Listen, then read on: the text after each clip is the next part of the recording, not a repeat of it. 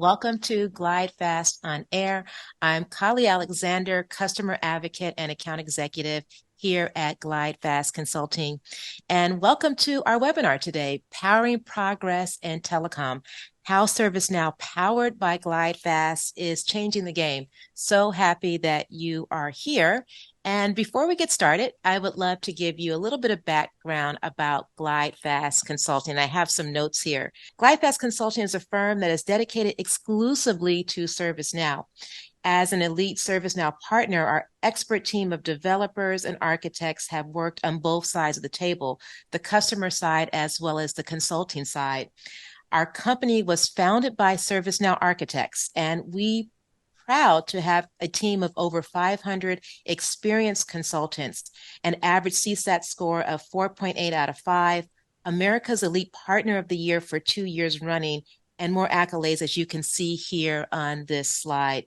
We'll be monitoring the Q&A throughout the webinar, so as those questions come up, please feel free to drop them into the chat and we'll answer them at the end of the main presentation. And I want to tell you a little bit about our featured speaker. We are truly in for a treat.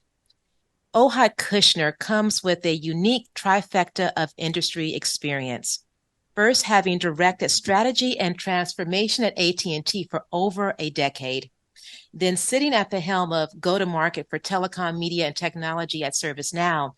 And currently, Ohad serves as Chief Customer and Delivery Officer here at GlideFast. With that said, I couldn't think of anyone better to facilitate a discussion on how ServiceNow, powered by GlideFast, is leading the way and partnering with telco organizations to drive your business outcome. So without further ado, I'll hand off the presentation to Ohad. Thank you, Kali, and good morning, good afternoon, all. What I'll be talking about today throughout this, next 40 minutes or so is really a view of the challenge facing telecom service providers today from the view of the telco. We'll use telco as a term for telecom service provider. And then I'll dive into why ServiceNow is really primed to be a great solution to meet some of these challenges. And then ultimately, technology is not enough. The willingness of a customer is not enough. You need to have a great partner with you. And I hope I'll convince you why GlideFast is the best suitable partner today to take on that challenge of transforming telcos with ServiceNow. And as Kali mentioned, we'll leave plenty of time for questions and answers at the end.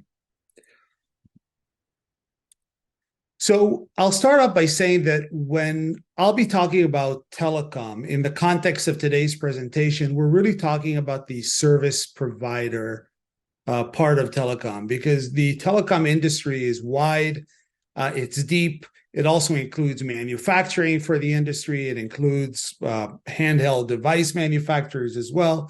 So the gamut is very, very wide.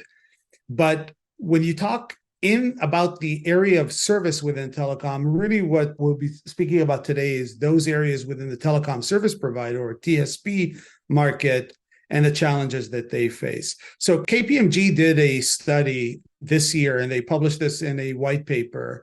And I'll use this as a reference at the very start of our conversation today to walk you through some of the biggest customers, companies, vendors in the world. We all deal with them as clients. We all deal with them as businesses.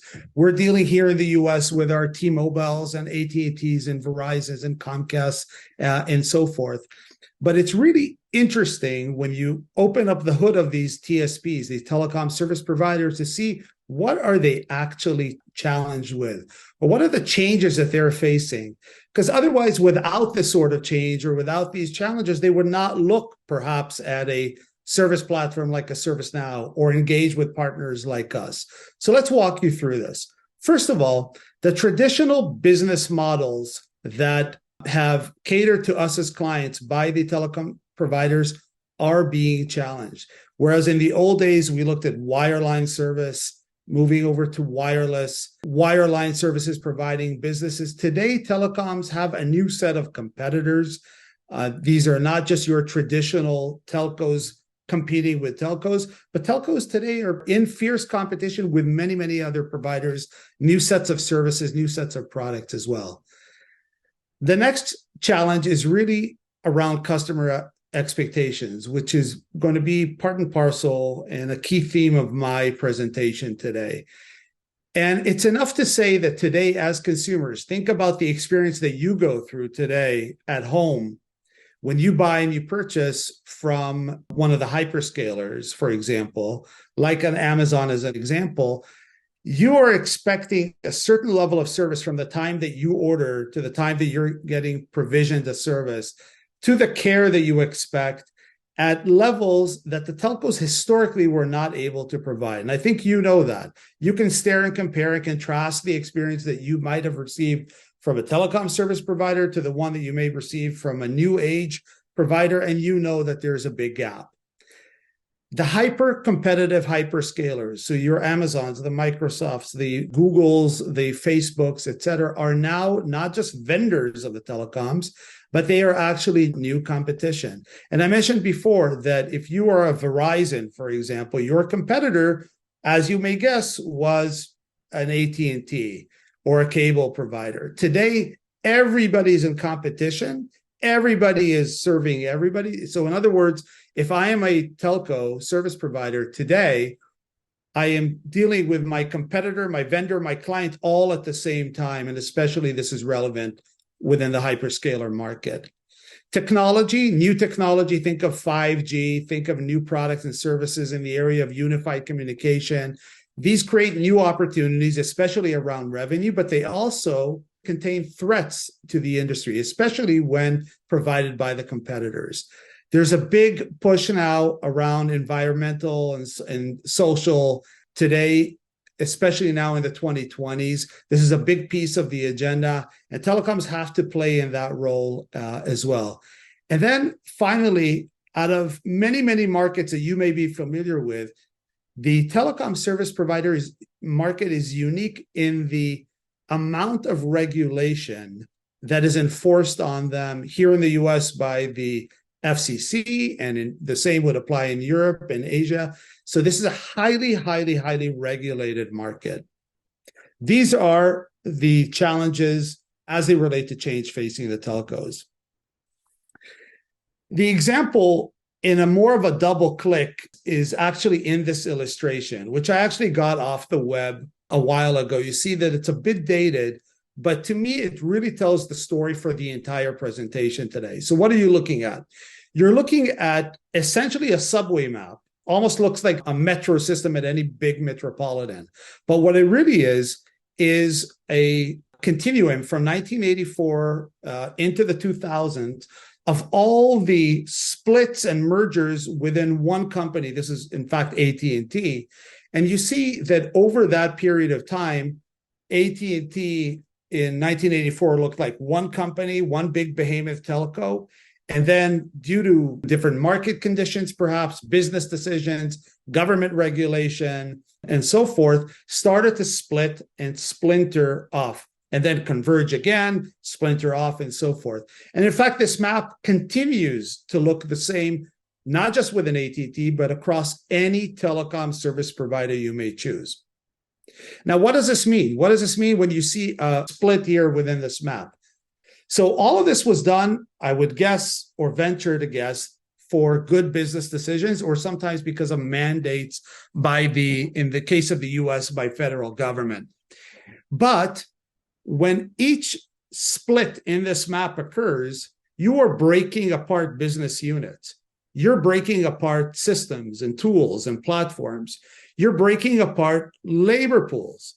And not just breaking apart, but when they come together, you're bringing together processes and tools and people, and then breaking it off again and bringing it in maybe a different way. So these sort of business decisions that are sometimes done in Washington, or if it's driven by the telco, or done in the boardrooms of your largest telecom service providers, have a huge impact on the front lines and how service is provided. If you just carry my example a bit forward, and you know that there's an inherent break in process, teams, platforms, tools, and so forth, you know that the ability to provide a cohesive service at very, very high levels to customer is impaired. And that's really really the essence of what we'll be talking about, is how, given this landscape, you can actually make good by your customer, think ahead, go deep into the 2020s with a much more streamlined way to provide service, given those threats that I mentioned before. So service providers, when I just dive into these three specific challenges and the investments that are needed, that's the key, is every single one of these categories requires billions of dollars of investment, new investments. Number one, in introducing new products and services, new or enhancing new products and services, improving the cost structure. It doesn't just happen with somebody snapping their fingers. And then finally, the elevation of customer service against those expectations that you saw before. This is no longer a nice to have. This is a must have in order to stay in business, grow the top line, and so forth. Now, all of these challenges are hitting a board of directors, a management team of a telco all at the same time. So when you have a finite set of assets and investment dollars, you have to figure how do you toggle between these three and others that are not on the slide, but primarily these three in order to stay competitive, keep customer retention very, very high, and impact your bottom line and your value to your shareholders all at the same time. So when you look at a telco, and imagine that I'm looking at any random telecom service provider, that could be your local cable company, that could be your tier one telecom service provider that you know and you see all over the commercials on TV. When you look at them through the eyes of, say, an X-ray, a virtual X-ray machine, you'll notice that this specific market is very, very service heavy.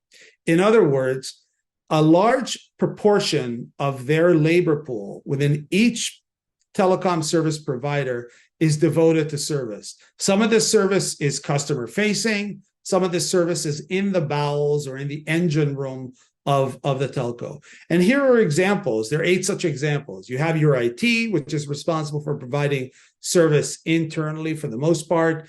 Telcos are very network operations heavy.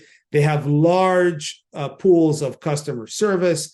They have sales and sales operations.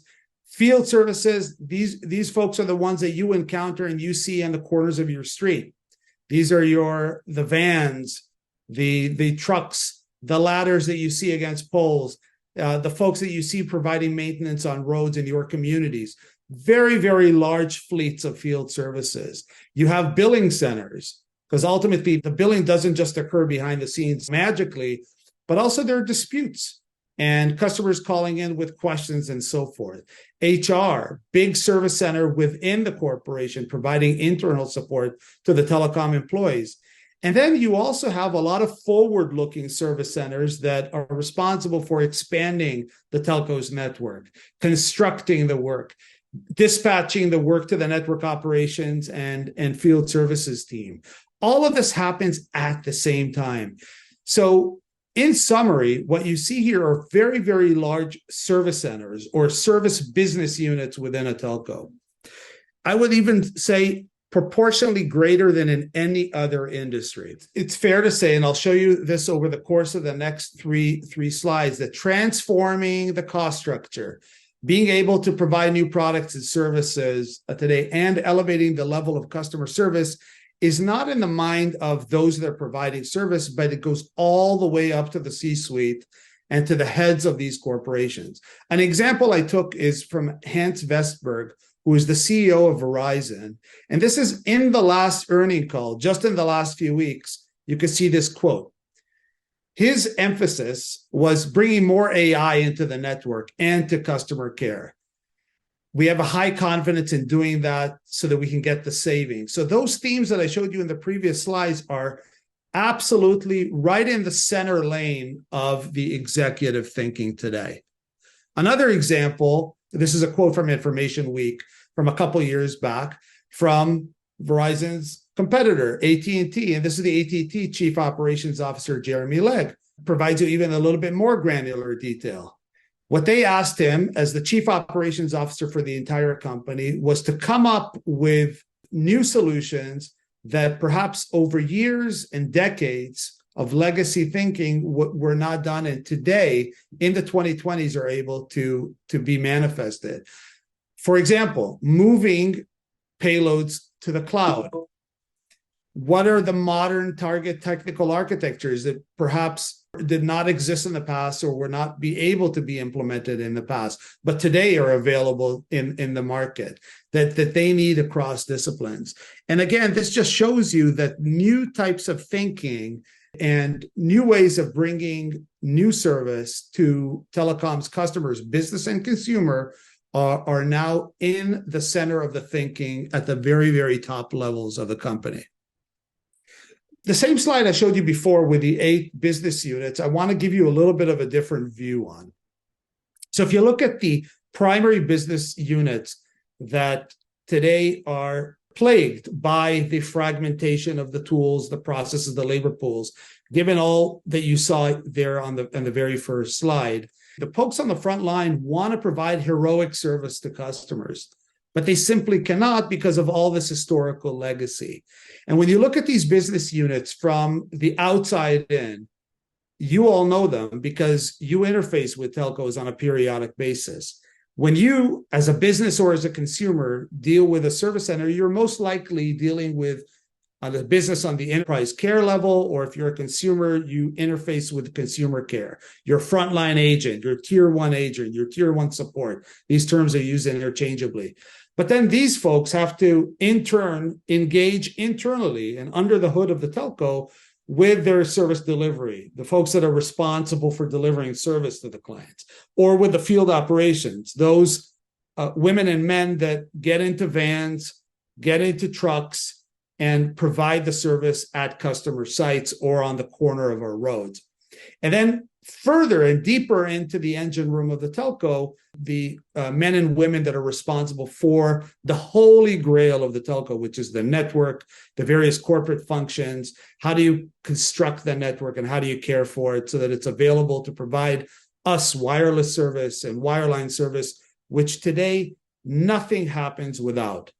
We're dealing with some of the most critical parts of our economy, right? The ability even for this Zoom meeting to take place is because it's traversing over multiple telco networks now, and these need to be up and running at close to 100% availability, 365 days a year. Historically, telcos, when they built these stacks, they built them in-house. And for those of you that are on the call today who come from this area, you know this, because telcos have taken systems, either built them themselves or bought them off the shelf, and then heavily customized them over years to a point that it's almost impossible to upgrade. It's impossible to introduce a new product and service. And you saw that. That is one of the biggest challenges. It's almost impossible to make significant changes in this technical stack to provide better level service, definitely modern day service. So we have been in the telco industry, have been saddled by technical debt. These systems and fabrics and platforms that we built perhaps decades ago and then just enhanced over time. And this quote is very, very telling. So several years ago, I listened to this separate webinar, and at the time, Stéphane Richard, who was at the time the CEO of Orange, said something that stuck with me since that day. And he said that by 2025, the technical debt, so it's basically that price, that tax that you have to pay before you even introduce anything new, just enhancing, carrying, maintaining the existing, is forecasted to consume about 40% of a telecoms operator entire budget. So before you go in and invest on new products and services, before you go in and enhance aspects of your platform to provide better service, to keep just with the time, this is even before you start to modernize, you are saddled. You have an anchor. You have an anchor of 40% of your budget just sitting there. So obviously you need to release this, and you need to start to unleash the capital that is always scarce and be able to invest that into modern age technologies, similar to what you saw with the Jeremy Led quote, so that you can create more nimbleness in your operation so that you're able to develop with more speed. You're able to develop more. The throughput, the physics that you have, which are always scarce, are able to be unleashed at a better scale. And this is really where I get to the second chapter of the 3 chapters of today, which is, well, what choice do the telecoms have? And you will see more and more of these telecom service providers around the world gravitating towards the cloud, gravitating towards a single platform for service. And the marquee one today in the market is ServiceNow. So when you think about all the noise, all the activity that goes on at telecom at any hour, any day, think about it this way. When these service centers that you saw in the previous slides are dealing with customers, these sort of activities are coming to them for 4 different ways: north, south, east, and west. And just to simplify these, customers are coming in with new orders, with troubles, with complaints, with billing disputes, and so forth. So customers are calling in to the service centers directly. Then you have employees that are providing work, generating work, starting projects, starting tasks, and are also driving events. Then you have machines. There are a lot of platforms, for example, maintenance tools, monitoring systems on the network, et cetera, that are driving events. And then finally, you have a lot of machine-driven events, especially in the area of AI ops or machine learning. Now, historically, all of these inputs may have come to a wide plethora of systems and tools and platforms, all disconnected, all disjointed, not tethered together. And what you found is the agents essentially swivel chairing between one system to another, including some archaic type processes where you would go into one system, copy paste maybe a field, move it into another tool, move it yet into another one, and so forth. That is not the way that at an effective cost structure and with the levels of service that customers expect today, you can provide service in the modern age. You simply cannot. And as I mentioned, we're saddled by these historic technical stacks. Now, what ServiceNow does is it provides a single platform of action. So when these events are coming in from wherever they come in, as depicted on the slide, ServiceNow is that single homogeneous platform of action. Now action needs to take place based on this event. I'll give you an example. A trouble comes in northbound, as in this example, comes in to a service center within, pick your telco. An action needs to take place. So the digital platform that is ServiceNow with very robust workflow capabilities is able to take that action forward, is able to connect various business units one to another, because we know that sometimes a case, a business operation, a business process doesn't only exist, live and die within one center. That center may have to engage with the others, with another team, request approval from yet another team, and so forth. So the ability to traverse that business process, that operational process, within multiple engagements with multiple teams across a middle office, a back office, back to the client, at the levels that we expect in 2023 and beyond, has to have a workflow, a digital workflow platform, which is essentially what ServiceNow is at a high level. Now, this is a ServiceNow slide, and I'll use this and the next one. These are all ServiceNow slides, so credit to them. And this is just an illustration of basically what they provide. So for those of you that are not familiar with ServiceNow or are coming to this webinar, we'll just explain, dumb it down for us. This is really what it is. At the core of ServiceNow is a common data layer fabric, or a CMDB, a configuration management database. Think about it this way. All the data that is relevant to providing service. So this could be assets, the names of your agents, the names of your clients, the context of your clients, and so forth. This would be, at a large-scale telco, massive amount of data. All of that is stored in the CMDB. So you have your data in one place, hopefully, right? Optimally, that's where your data resides. And then you have, on top of that data layer, you have a wide array of capabilities to provide service, whether these are features or functions or applications on top of the platform, or applications being provided by other vendors, but they simply integrate with ServiceNow, various tools, various extensions, different catalogs, a wide array of capabilities on top of the data. And really, that is what allows these digital workflows, which are essentially nothing else but if this, then that type scenarios in your operational processes to exist. So now if you have a process that has 6 steps, as an example, in the past, maybe you had to engage with 3 different systems across 2 different teams. Now, as long as you bring everyone into ServiceNow, so your customer service centers are using one platform, that's the vision of many of the telcos. If you bring them all in and you start to collapse the miscellaneous tools and platforms that existed for decades into one platform of action, now you can start to make sense. Now you can start to provide better service. Now you can start to use modern day engagement layers that you expect when you interface with Amazon from your telecom service provider. And ServiceNow always stays ahead of the curve.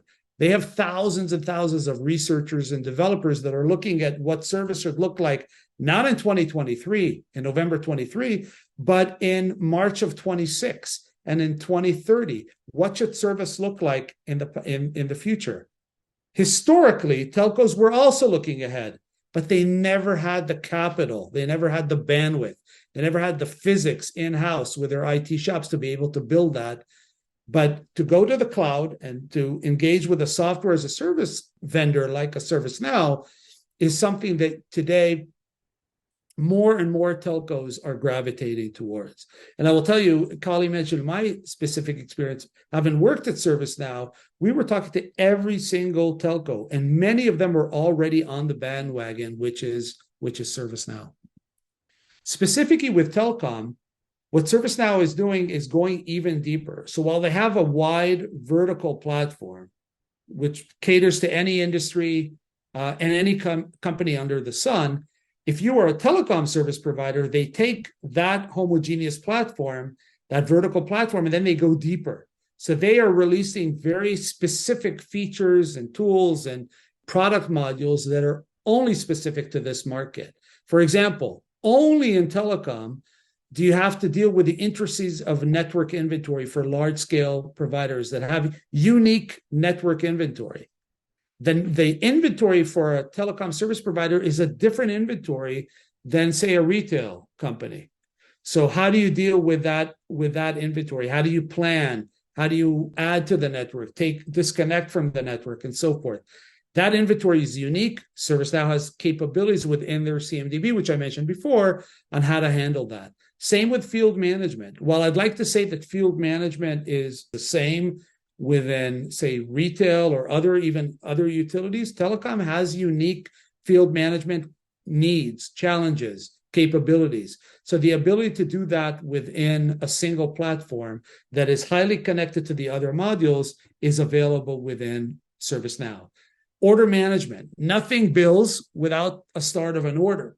So as a consumer, if I'm ordering a service on my wireless plan or making a change, at the end of the day, it's a start of an order. That order needs to be fulfilled and ultimately get billed by the telco. Same for a business. I'm ordering a new bandwidth or a phone service and so forth. The 2 main challenges for order management is, number 1, the scale of it within the telcos. And number 2 is the ability to fulfill these orders in record time. Because if you're not able to do that, another provider may do that. And so the competition is very, very fierce. And what's unique about order management is that once that order is fulfilled, I'm able to ring the cash register. So very important for telcos to get the order and then fulfill that, to provision that service in no time. And then customers are alive, they're kicking, they're engaged with the telco throughout their life cycle. So for example, in my case, I'm a subscriber of one of the large telcos here in the US. I've been a customer of theirs for years. So throughout that life cycle, I have to engage with them, whether that's for billing or whether that's just for occasional support and so forth. That's your service management layer. So all of the ITIL functions, the IT information library functions that go into providing a service from a telco uniquely for this market are available in ServiceNow as well through a unique model called telecom service management. And then finally, just running the operations of a network of a telecom service unique and different than perhaps what an IT shop would maybe be accustomed to. So again, ServiceNow across these 5 different areas has created unique features, unique functions, et cetera, to be able to do that all within the same platform. So I want to show you 4 example use cases. These are all examples that we as a partner at GlideFast have done for telecom clients. And I'll go through these quickly. So first of all is rolling out a brand new service or making enhancements to a service. So I can't use names of clients here on this webinar, but I will tell you that across the board, when customers come to us and they have their own legacy systems or maybe other providers, other vendors and so forth, the time that it takes them from coming out with a new decision on a new market or a bundle or a service or making significant changes to the time that they roll it out is in months, if not longer. But within ServiceNow, because all of that service fabric is within one platform, they're able to do new services definitely within weeks, and the enhancements and the changes, the minute changes to service within hours or days. That's one example. Another example I'll show you is the ability for a product organization with a telco. This happens day in and day out to be able to roll out a brand new service. I'm using just an example, a made up example of a bundle of a service. And this bundle has 3 different elements to it, 3 different services. I'm rolling out a brand new business service called Trinity, which is essentially just a marriage between a data service, a security service for the enterprise, and a voice service. Why? Because I need, as a product organization, to stay ahead of my competition. The competition is competing with me on this. I need to quickly match 3 different services and roll it out to the market. Historically, this would have taken years with the fabric of systems and tools. But ServiceNow has the ability, because all the data is there, the assets, the products, the resources, and so forth, to be able to start to bundle these sort of services very, very quickly in a hierarchical catalog. Very, very important. Now, we're doing this day in and day out today. This is yet a third example of how you take a big factory like a service delivery factory. So within a telco, this would be your ordering team and your provisioning team. And look at the challenge. The challenge is that there is no simple process. We're talking about some of the biggest companies in the world, with some of the largest labor pools in the world, with some of the most complex international assets that you may find. So obviously, you would guess that there's a lot of handoff, a lot of manual work, a lot of different systems, and so forth. So forth. The only thing I want you to gravitate towards in this slide is how long it takes. When you start to dissect the end-to-end process, may take days or weeks. You understand that the long poles in the tent are actually in the subsections. And the reason why, for example, I'll use this specific phase of service delivery takes 21 days and it requires 12 different systems and 6+ handoffs is because of the fabric that I mentioned before. And the KPIs, or the key performance indicators, suffer. So if you want to start to provide service, you need a partner like us to start to take a look at this from a process design, work with the telco, and start to shave these days one at a time. Nothing happens magically. These are very, very big, hairy problems that we need to solve. What you see here right now on the slide is something that you will find at any telco. And then my last example is how we collapse different silo organizations into a single platform. And again, we've done this with one of the largest telcos in the world. So many of the telecoms, given the subway map I showed you before, their present day is that they're highly siloed, highly fragmented. This could be by account, by service, by team, and so forth. And the only way for them to get to this single leverage team that they can do for, in this case, change and incident management, the only way they can get this is through enabling all of these accounts and their teams gravitating towards a single platform of action. And once they do that, they pick that platform, ServiceNow, then they're able to start to rationalize their processes and then ultimately bring these labor pools together and create more cost-efficient structure for their labor pools. By the way, the order is important. You have to have the platform first to get to the rationalization of the processes and then bring the labor pools. You can't just say, Joey and Mike and Mary, you're now one team, even though they come from this fabric. They are not. They have different sets of tools, different sets of processes. The only way to get to the de facto merging of these teams is when they're all working cohesively on one platform. So I want to end basically with persuading you that all of these big, hairy challenges that you just saw that exist in any telecom are best served by a partner like us. And as Kali mentioned before, I had the luxury of working within a telecom, within AT&T for many, many years. And then that knowledge, it took over to ServiceNow when ServiceNow rolled out their industry market, and then moved on to the partner side to GlideFast. And a little bit more on my story is that I was actually a client of GlideFast while at AT&T. Then I worked with this firm while at ServiceNow, and now have just the honor and the privilege to be within GlideFast's ranks. So I have this unique perspective of seeing this company and the challenges facing the industry from the point of view of a client, from the point of view of the vendor ServiceNow, and now from the partner side as well. And what I will tell you is that ultimately the number one thing that matters, besides anything else that I'll show you here, is can we bring the value back to the customer? And in every conversation that I have with a client and every conversation that I've even had with myself as a client, the only thing that matters is, can you, the partner, get me to value? I am now going to spend millions on a new tech stack with ServiceNow. I have a lot of eyes looking at me. I have very significant business objectives that I have to make, a ton of investment in time, effort, and money. How can you be sure to get me to value? And what I'll do here in the next couple of slides is I will persuade you, hopefully, that this is the right partner to get you in the shortest amount of time with the highest amount of quality to your value. Because it's not about getting to the finish line, it's getting you to value. And I will tell you that we do this better than any other partner. I'm telling you from within and from the outside. I'm happy to have any conversation with any client or prospect that's even thinking about, embarking on this journey. We do this better than any other partner, and we do this definitely better than doing this in-house, which is highly fragmented, takes a ton of time, budgets start and budgets stop, and so forth. So we are the shortest path you will have to get to value. And why?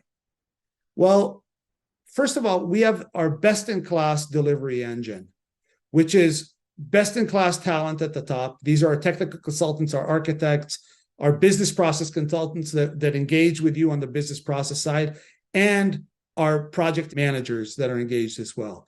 And we take all of these folks, we're solely dedicated, as Kali said, to ServiceNow. So all of this talent is highly, highly experienced in the ServiceNow domain. And then we specialize them. We don't only specialize them by product line, because ServiceNow is a vast, vast platform, but also by industries. So these folks are working within the industry and are bringing that experience in a flywheel effect to the next engagement and the next engagement after that. Across the platform and across these various pods, we have cross-company support and standardization, best-in-class methodology.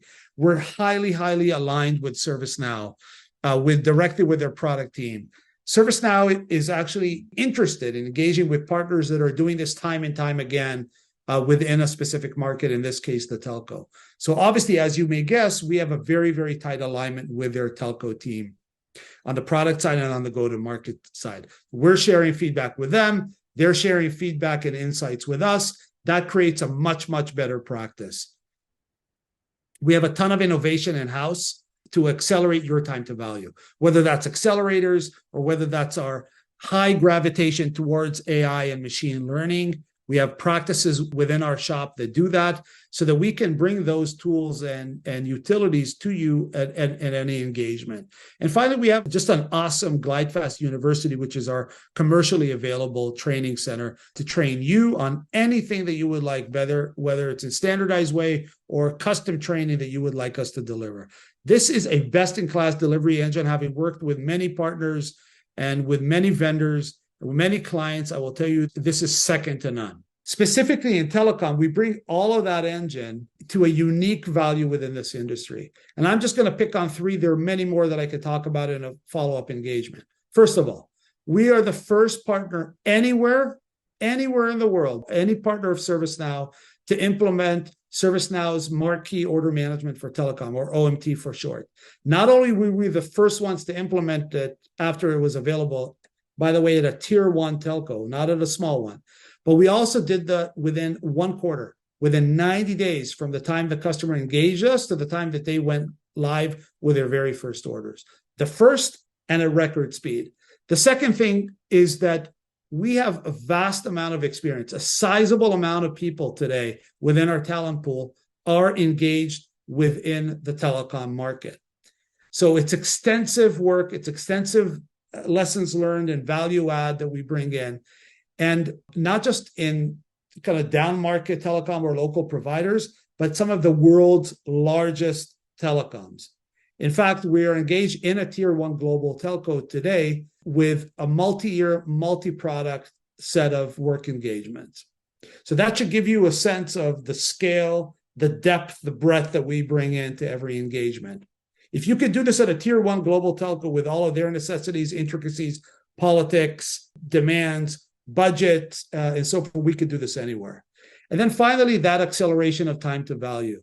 So we have accrued a ton of just domain knowledge in this specific industry that we're happy to bring to you at any small or large scale deployment that you have, whether it's in greenfield environment where you're just about to start, or whether you're already in the midst of a ServiceNow deployment and you just want to talk to another partner that might be able to do this better and faster for you. Kali mentioned some of this. I just want to point out a couple more points.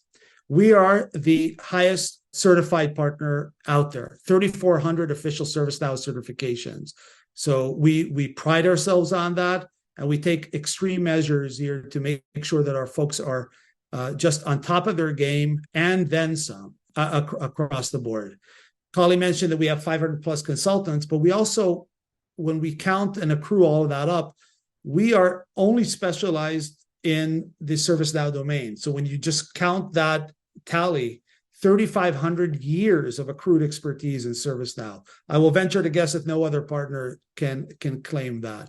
We have served over 600 clients. If you just look at the average tenure of our delivery leader here is over 5 years. So people stay here in the company. They want to continue and bring that experience to other clients, to new prospects, and just share with you and make you successful. That's on the experience and scale. Regarding our intimacy and approach, as Kali and I both mentioned, we're a pure play ServiceNow implementation partner. We live and die by you getting the best value out of your ServiceNow investment. We have an intimate personal approach. While we're 500 plus strong, we act like we're 30 people. That includes the C-suite down. Many of us were customers ourselves. As I mentioned, I was a customer. Our founder was a customer. We understand what you are going through and the challenges that you're facing. We are not coming to you from an ivory tower. We have a customer-first consultative approach at every step of the way. I'll also point out that when you look at our entire labor pool, not just our management ranks, we have over a 90% yearly retention rate. Why is that important for me to say? Is that because one of the things that customers have told me and have told our leadership team time and time again is that when you start to build a rapport, you start to build an experience with the project team, you want to make sure that these high-class talent individuals are going to stay for the duration of the project.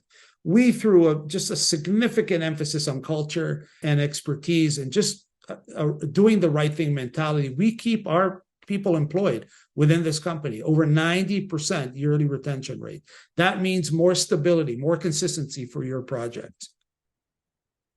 And the last thing I'll end with is just the GlideFast advisory overview. We know that you're at different timelines regarding where you are. Some of you are just getting started. Some of you are already in the throes of ServiceNow implementations.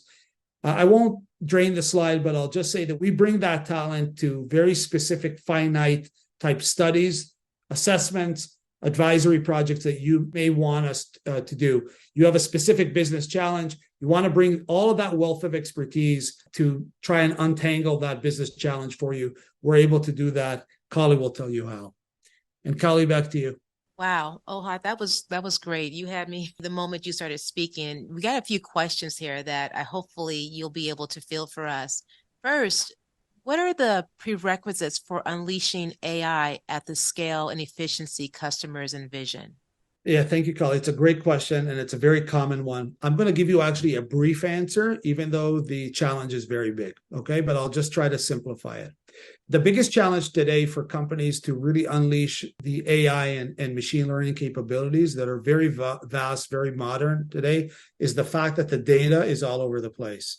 The data that you need in order to start to tether together decisions, recommendations, insights, et cetera, may be all over the place. And just being able to connect them and thread them together is today the biggest challenge, bar none. There's nothing else I'll even talk about.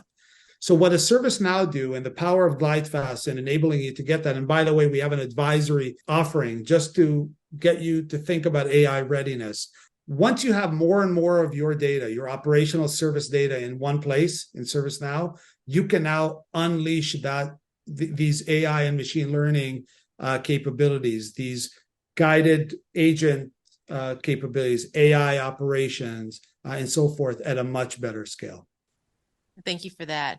And we have another question that's come in.